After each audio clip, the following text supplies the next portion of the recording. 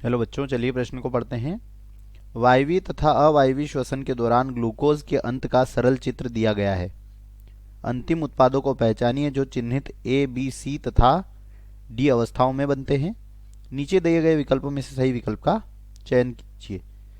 तो बच्चों, हमें यहाँ पर वायवीय और यानी कि ऑक्सीजन की उपस्थिति और अवायवीय यानी कि ऑक्सीजन की अनुपस्थिति के यहाँ पर के दौरान जब ग्लूकोज होता है, इसके अंत का यहाँ पर हमें चित्र बनाएगा और हमें बताना है कि ए, बी, सी और डी में यहाँ पर क्या उत्पाद बनेंगे।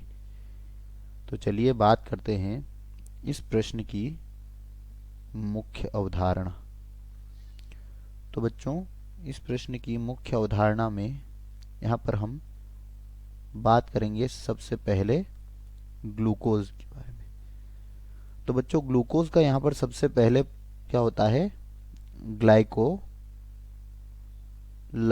होता है और ग्लूकोज के अपघटन से यहाँ पर क्या बनता है, पायरुवेट बनता है, या कह सकते हैं क्या बनता है, पायरुविक अम्ल बनता है। अब यह पायरुविक अम्ल जब क्या होता है, यह पायरुविक अम्ल जब ऑक्सीजन उपस्थित होती है तो यहाँ पर क्रेब्स चक्र संपन्न होता है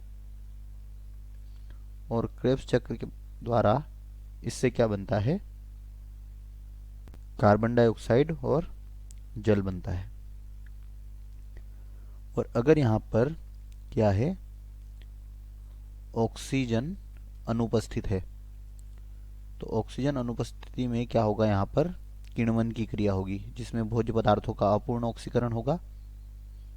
और इस स्थिति में अगर जीवाणु में किण्वन की क्रिया हो रही है तो इससे बनेगा क्या, लैक्टिक अम्ल। इससे क्या बनेगा, लैक्टिक अम्ल। और अगर यीस्ट में यह क्रिया हो रही है तो इससे बनेगा इथाइल एल्कोहल। तो चलिए विकल्पों को देख लेते हैं। यहाँ पर ए जो है इसमें बनना चाहिए पायरुविक एसिड, बी में बनना चाहिए कार्बन डाइऑक्साइड और जल, सी में लैक्टिक अम्ल और डी में इथाइल एल्कोहल। तो ए में यहाँ पर पायरुविक अम्ल किस में दिया गया है, हम देख लेते हैं। यहाँ पर पहले विकल्प में क्या दिया गया है, यहाँ पर दिया गया है कार्बन डाइऑक्साइड और जल, तो यह विकल्प क्या हो जाएगा, गलत हो जाएगा।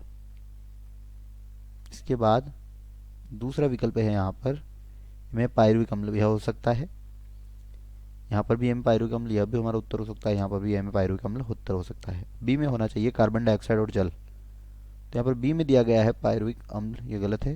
यहाँ पर कार्बन डाइऑक्साइड और जल, यह हमारा उत्तर हो सकता है। यहाँ पर भी कार्बन डाइऑक्साइड और जल है और यहाँ पर इथाइल और कार्बन डाइऑक्साइड है, इसलिए यहाँ पर गलत हो जाएगा क्योंकि इथाइल एल्कोहल नहीं बनेगा।